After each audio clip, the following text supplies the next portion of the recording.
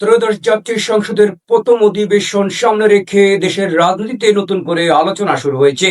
Speaker ও deputy speaker নির্বাচন কেন্দ্র করে সরকার ও বিরোধী শিবিরের মধ্যে রাজনৈতিক সমীকরণ তৈরি হয়েছে।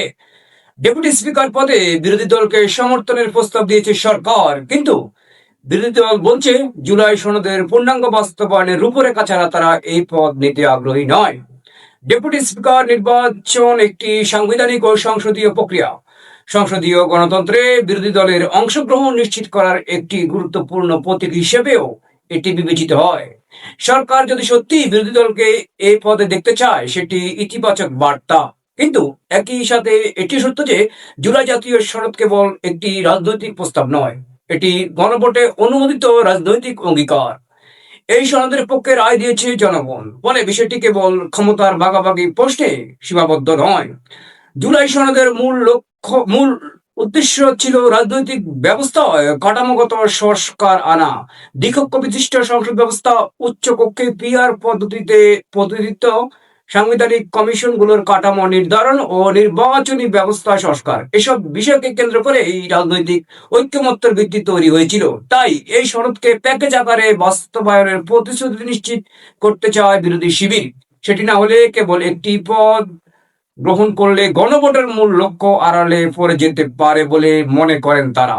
সংসদের প্রথম অধিবেশন দেশের গণতান্ত্রিক যাত্রার গুরুত্বপূর্ণ মুহূর্ত। এই সময় যদি রাজনৈতিক দলগুলো পারস্পরিক সন্দেহ ও শর্তের বেড়াজালে আটকে যায়, তাহলে সংসদের কার্যকর ভূমিকা শুরু হওয়ার আগেই সংকট তৈরি হতে পারে। গণতন্ত্র দ্বিমত থাকবে, এটাই স্বাভাবিক, কিন্তু সেই দ্বিমতের অচলাবস্থা রূপ দেওয়া কোনো পক্ষের জন্যই লাভজনক নয়।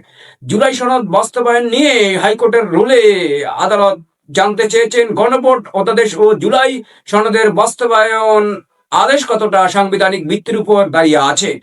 এই পরিস্থিতিতে রাজনৈতিক দলগুলোর উন্নতি বিষয়টিকে আরো দায়িত্বশীল ভাবে মোকাবেলা করতে হবে। এখানে সবচেয়ে গুরুত্বপূর্ণ বিষয় হলো জুলাই সনদের চেতনাকে অক্ষুণ্ণ রাখা। গণভোটের মাধ্যমে যে রাজনৈতিক বার্তা এসেছে তাকে অবজ্ঞা করার সুযোগ নেই।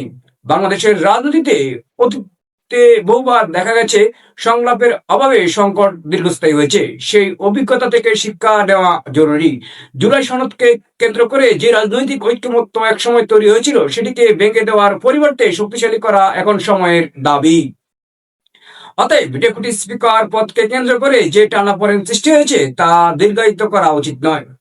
এই পদকে প্রতীকী সমঝোতার সূচনা হিসাবে ব্যবহার করা যেতে পারে। আবার একই সাথে জুলাই সনদের পূর্ণাঙ্গ বাস্তবায়নের পথেও খুলে দেওয়া সম্ভব। রাজনৈতিক প্রজ্ঞা ও পারস্পরিক আস্থাই পারে এই জট খুলতে। গণভোটের রায়, সংসদের মর্যাদা ও গণতান্ত্রিক সংস্কারের অঙ্গীকার, এ তিনের মধ্যে সমন্বয় ঘটাতে পারলেই 13তম জাতীয় সংসদের যাত্রা অর্থবহ হয়ে উঠবে।